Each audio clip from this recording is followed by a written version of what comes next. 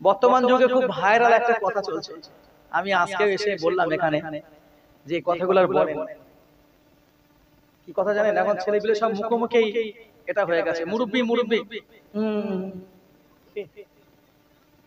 ঠিক না বলে? এই যে মুরব্বি মুরব্বি, এই মাদ্রাসার বাচ্চা থেকে শুরু করে, মক্তবের বাচ্চা থেকে শুরু করে, গাড়ির ড্রাইভার থেকে শুরু করে, মাঠে যারা কাজ করে তারা থেকে শুরু করে, যারা আলাই কাজ করে, জলকারে কাজ করে তারা থেকে শুরু করে, এমনকি স্টেজে বক্তা পর্যন্ত কি একটা মজা পেয়ে গেছে মুরব্বি মুরব্বি। অনেক সময় মানুষের মনের ভিতরে একটা কিছু থাকে কিন্তু মুখে বার হয়ে যায় অন্য কিছু। বিষয়টা ঠিক এইরকমই, মানুষ বলতে চাইলেই বলতে পারবে এটা নয়, বরং মানুষের ইচ্ছা এবং আমার আল্লাহ পাক আল্লাহ তাআলা রব্বুল আলামিন তিনি ওই ইচ্ছার উপরে মানুষকে তার ভাব ব্যক্ত করার ক্ষমতা দেওয়া, নাকি নয়? এই যে আমরা কথা বলি, এই কথা বলার ক্ষমতা দিয়েছেন আমার আল্লাহ তাআলা। তো আল্লাহ পাকের করুণার উপরে ভরসা করে, নির্ভর করেই কিছু কথা ইনশাআল্লাহ আপনাদের কাছে বলার চেষ্টা করব। তবে সকলের কাছে আমার সবিনয় নিবেদন, আলোচনা চলাকালীন কোনো অন্য মনস্ক হলে চলবে না। কেন নয় সেটাও বলি। যেহেতু এই মঞ্চগুলোকে তৈরি করা হয়, এটা অন্যান্য মঞ্চের মতো নয়। এখানে যত সময় আলোচনা হয় কোরআন ভিত্তিক আলোচনা, হাদিস ভিত্তিক আলোচনা, আল্লাহ সম্পর্কে আলোচনা, তার নবী রাসূলদের সম্পর্কে আলোচনা, সরাসরি আপনি আলোচনা। আমার আল্লাহ তাআলা স্পষ্টত কোরআনে বললেন যে জায়গাগুলোতে যখন যে সময়ে আমি আল্লাহ আমার কোরআন তোমাদের কাছে তেলাওয়াত করা হয়, তখন তোমাদের দায়িত্ব হলো সেখানে চুপ থাকা। কেন চুপ থাকবে? আমি আল্লাহ যেন তোমাদের উপরে রহমত বর্ষণ করতে পারি। খুশি হয়ে একটু আলহামদুলিল্লাহ বলে। তাহলে কোরআন তেলাওয়াতের অনুষ্ঠানে, কোরআন তেলাওয়াতের মজলিসে, কোরআন সম্পর্কে আলোচনা করার মজলিস বা অনুষ্ঠানে, বৈঠকে, জামায়াতে আমরা অন্য মনস্ক হতে পারবো না। আমাদের পরিপূর্ণ মন ওই দিকেই থাকবে। তাহলে আমরা আশা করতে পারি আল্লাহ তাআলার পক্ষ থেকে আমরা রহমত প্রাপ্ত হতে পারবো ইনশাআল্লাহ। এখানে আল্লাহ তাআলার পক্ষ থেকে রহমত প্রাপ্ততার মানেই হলো আল্লাহ আমাদের প্রতি খুশি হবেন, আল্লাহ তিনি আমাদেরকে জাহান্নাম থেকে বাঁচাবেন, আল্লাহ তিনি আমাদের জান্নাতের ব্যবস্থা করবেন, আল্লাহ তিনি আমাদের কবর জগৎটাকে সুখময় করবেন, জান্নাতের টুকরা বানাবেন। যতদিন আল্লাহ তাআলা হায়াতে বাঁচে রাখবেন, তার পছন্দনীয় বান্দারা যেভাবে জীবন অতিবাহিত করেন, জীবন কাল সময় ব্যয় করেন, দিন গুজরান করেন, আল্লাহ তাআলা আমাদেরকেও ঠিক ওইভাবে নিয়ে যাবেন। এটাই ফলে আমার একান্ত নিবেদন, আমরা কোনো প্রকারের অন্য মনস্ক না হই। সামান্য একটা সময় অন্তত আল্লাহর দ্বীনের জন্য মাথা থেকে সবকিছু উড়িয়ে দিয়ে কিছু শোনার চেষ্টা করব। যতটুকু আলোচনা শুনবো যেন সেটাকে বাড়ি নিয়ে যেতে পারি এবং সেগুলো যেন আমরা আমাদের জীবনে লালন করতে পারি, বাস্তবায়িত করতে পারি। এই মন ইনশাআল্লাহ আমাদের প্রত্যেকের আছে তো ইনশাআল্লাহ।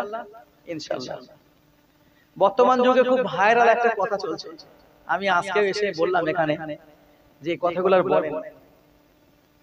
কি কথা জানেন? এখন ছেলেপিলে সব মুখোমুখি এটা হয়ে গেছে, মুরব্বি মুরব্বি। ঠিক না বলে? এই যে মুরব্বি মুরব্বি, এই মাদ্রাসার বাচ্চা থেকে শুরু করে, মক্তবের বাচ্চা থেকে শুরু করে, গাড়ির ড্রাইভার থেকে শুরু করে, মাঠে যারা কাজ করে তারা থেকে শুরু করে, যারা আলাই কাজ করে, জলকারে কাজ করে তারা থেকে শুরু করে, এমনকি স্টেজে বক্তা পর্যন্ত কি একটা মজা পেয়ে গেছে মুরব্বি মুরব্বি। নাকি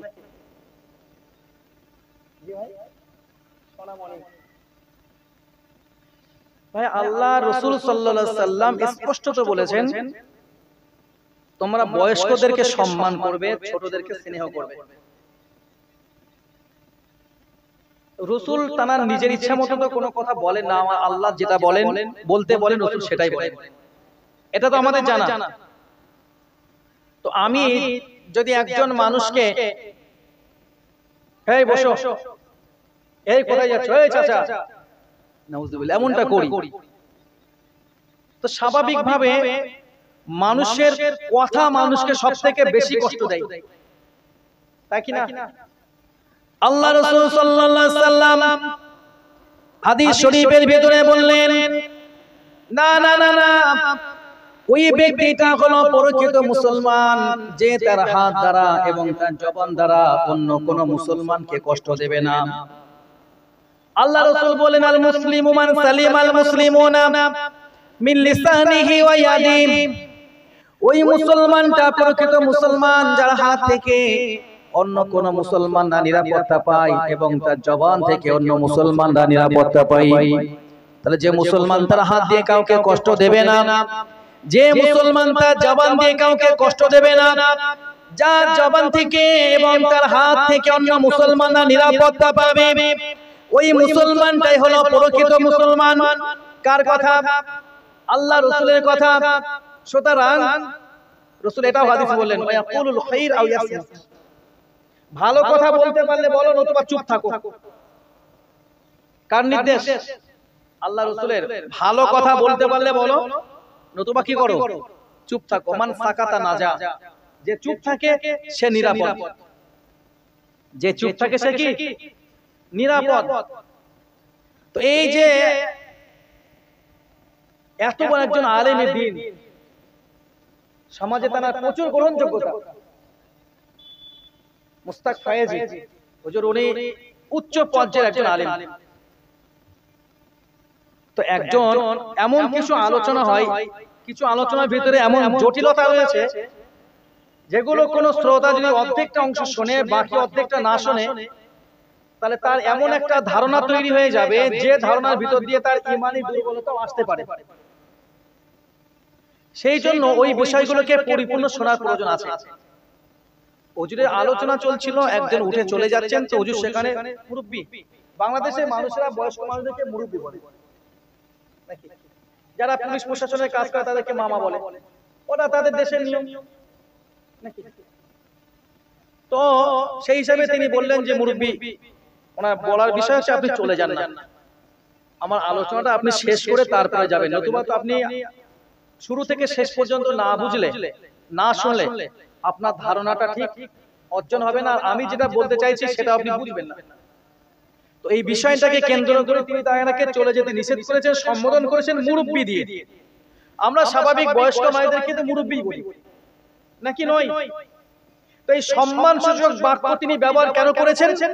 আল্লাহ রাসূল শিখিয়েছেন তাই, যে তোমরা ভালো কথা বলতে পারলে বলো, নতুবা কি করো? চুপ থাকো। আল্লাহ রাসূল এটাও হাদিসে বললেন যে সেই ব্যক্তিটা প্রকৃত মুসলমানের সংজ্ঞা দিতে গিয়ে আল্লাহ রাসূল বললেন, যারা বয়স্কদেরকে সম্মান করবে, ছোটদেরকে স্নেহ করবে। আল্লাহু আকবার একটু বলেন।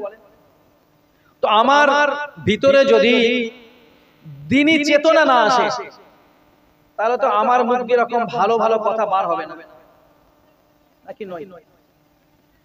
স্পষ্ট তো উল্লেখ আছে, ইহানাতুল উলামাউনা কুফরুন, কোন আলেমকে হেনাত করা, কোন আলেমকে অবজ্ঞা করা, কোন আলেমকে তুচ্ছ তাচ্ছিল্য ভাবা, কোন আলেমকে নিয়ে টিটকারি করা, কোন আলেমকে হেয় প্রতিপন্ন করা, এগুলো কুফরি কাজ। কি কাজ? কুফরি কাজ। আমার কামাল ভাই কেএম বাংলা, এই যে মিডিয়া চলছে এখানে, আমার কামাল ভাই আমাকে একটা জিনিস স্মরণ করে দিলেন, এই বিষয়টা নিয়ে গানও বার করেছে, নাউজুবিল্লাহ বলে। তিনি করলেন হাদিসের আমল, আর তার হাদিসের আমলটাকে আমি গানে রূপান্তর করছি। ভাই মনে করে দিয়েছেন, সঙ্গেটা হাদিসে বলি। রাসূল বললেন, আল গিনাউ ইয়ানবিতু ফি কলবিহি নিফাকা আও কামা ক্বালা আলাইহিস সালাম। রাসূল বললেন, গান মানুষের অন্তরে মুনাফিকি সৃষ্টি করে। নাউজুবিল্লাহ বলেন। গানের কাজ কি? গান মানুষের অন্তরে, মানুষের কলবে মুনাফিকি সৃষ্টি করে। যে বেশি বেশি গান শুনতে অভ্যস্ত, একদিন ওই ব্যক্তিটা মুনাফিক ব্যক্তিতে পরিণত হয়ে যাবে, কারণ তার ভিতরে তো তিলে তিলে তিলে তিলে তিলে তিলে মুনাফিকি জন্ম হচ্ছে। আল্লাহ নবী সাহাবীদেরকে নিয়ে একবার রাস্তা অতিক্রম করছেন, দূর থেকে একটা গানের আওয়াজ আসে। আল্লাহ নবী কি করলেন? রাসূল আকরাম সাল্লাল্লাহু আলাইহি সাল্লাম তিনি তার কানের ভিতরে আঙ্গুল ঢুকিয়ে দিলেন। সুবহানাল্লাহ, একটু বলুন সবাই মিলে বলি সুবহানাল্লাহ। আল্লাহ নবী সাল্লাল্লাহু আলাইহি সাল্লাম যখনই তার কানে গানের আওয়াজ এলো, আল্লাহ নবী সাল্লাল্লাহু আলাইহি সাল্লাম তিনি তার নিজে দুই কান মোবারকে দুই হাতের আঙ্গুল ঢুকিয়ে দিলেন, দিয়ে তিনি রাস্তা অতিক্রম করতে লাগলেন। কয়েক কিছুটা রাস্তা যাওয়ার পরে আল্লাহ নবী সাহাবীদেরকে বললেন, আমার সাহাবীরা তোমরা আমাকে বলো দেখি, ওই যে একটা গানের আওয়াজ আমি শুনতে পাচ্ছিলাম, যে গানের আওয়াজের জন্য আমি আমার কানের ভিতরে আঙ্গুল ঢুকিয়ে দিলাম, এবারে তোমরা আমাকে বলো ওই গানের আওয়াজটা কি আর ভেসে আসছে নাকি? সাহাবীরা বললেন, ইয়া রাসূলুল্লাহ, ইয়া হাবিবাল্লাহ, না, ওই আওয়াজ তো আর আসছে না। আল্লাহ নবী সাল্লাল্লাহু আলাইহি সাল্লাম এই কথাটি শোনার পরে নিজের কান মোবারক থেকে আঙ্গুল মোবারক বার করলেন। আল্লাহু আকবার বলুন। স্পষ্ট তো মনে হয়, প্রমাণ হয় আল্লাহ নবী গান পছন্দ করতেন না, তাই তো নাকি? নবী গান পছন্দ করতেন না বলে আল্লাহ নবী কানে আঙ্গুল দিলেন। আমরা এমন অনেক মুসলমানের সন্তান আছি, রাস্তাঘাটে চলার সময়, ট্রেনে বাসে চলার সময়, বাড়ির ভিতরে চিৎকার চেঁচামেচি থেকে বাঁচার জন্য কানের ভিতরে হেডফোন গুঁজে দিই ভালো করে গানটা শোনার জন্য, বাইরে গন্ডগোল যেন না আসে, কানে হেডফোন দিয়ে দিলাম, শুনতে সুবিধা হবে। এরকম মুসলমান আছে আপনাদের এলাকায় না নেই? অহরহ আছে। এগুলো যদি আমি বলি যে ভাই আপনাদের এলাকার কথা বলছি না, আমার এলাকার কথা বলছি না, মিথ্যা বলা হবে। আলেমদের কাজ মিথ্যা নয়। আলেমদের কাজ কি? কখনোই তারা মিথ্যার কাছাকাছি যাবে না। কেন যাবে না? রাসূল বললেন আয়াতুল মুনাফিকি সালাসা। একটা হাদিসে রাসূল বললেন মুনাফিকের নিদর্শন তিনটি। আরেকটা হাদিসে রাসূল বললেন আয়াতুল মুনাফিকি আরবাআ, মুনাফিকের নিদর্শন চারটি।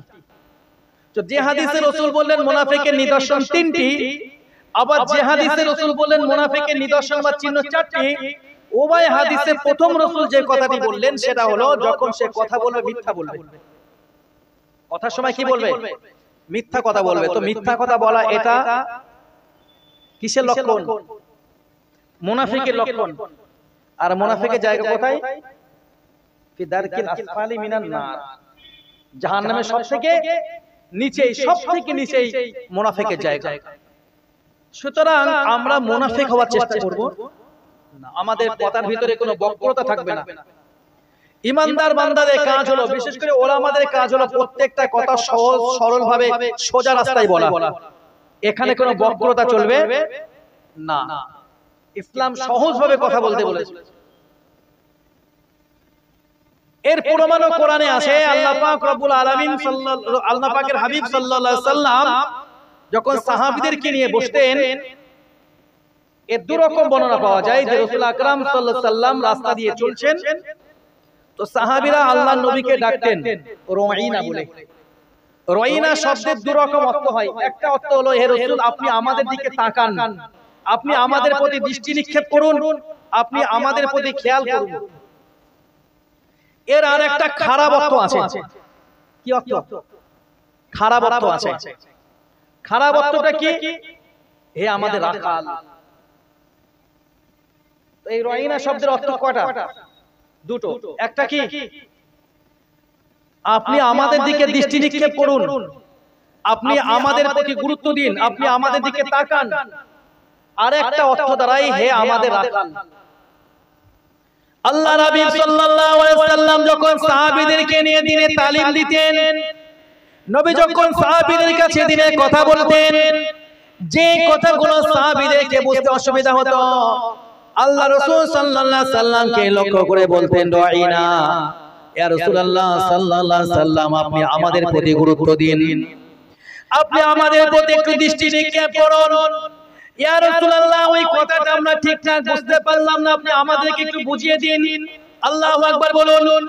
হাদিস শরীফের ভিতরে উল্লেখ আছে দয়ার হাবিব মুহাম্মদ রাসূলুল্লাহ সাল্লাল্লাহু আলাইহি ওয়াসাল্লাম আল্লাহ নবী যখন কোনো কথা বলতেন সাহাবীদেরকে নিয়ে, আল্লাহ নবী একই কথা তিন রকম ভাবে বলতেন। কত রকম ভাবে? তিন রকম ভাবে একই কথা রাসূল তিনবার বলতেন। কেন বলতেন? যাতে করে মজলিসের সমস্ত মানুষ রাসূলের কথাগুলোকে ঠিকঠাক করে বুঝে নিতে পারেন। সুবহানাল্লাহ বলুন। রাসূলের কথা সাহাবীরা যেন ঠিকঠাক বুঝে নিতে পারেন। রাসূল তো সরাসরি সাহাবীদের কাছে দ্বীনের কথা বলছেন, আর দ্বীনটাকে সাহাবীদেরকে নির্ভুলের সঙ্গে ঠিকঠাক ভাবে সঠিক রূপে তাদেরকে বুঝতেই হবে। তাই রাসূল একই কথা প্রয়োজনে কবার বলতেন? 3 বার করে বলতেন। তো সাহাবীরা আল্লাহ রাসূল সাল্লাল্লাহু আলাইহি ওয়াসাল্লামের প্রতি আবেদন রাখতেন, ইয়া রাসূলুল্লাহ, আপনি আমাদের প্রতি দৃষ্টি নিক্ষেপ করুন, আপনি আমাদের ব্যাপারে গুরুত্ব দিন, আপনি আমাদের দিকে তাকান।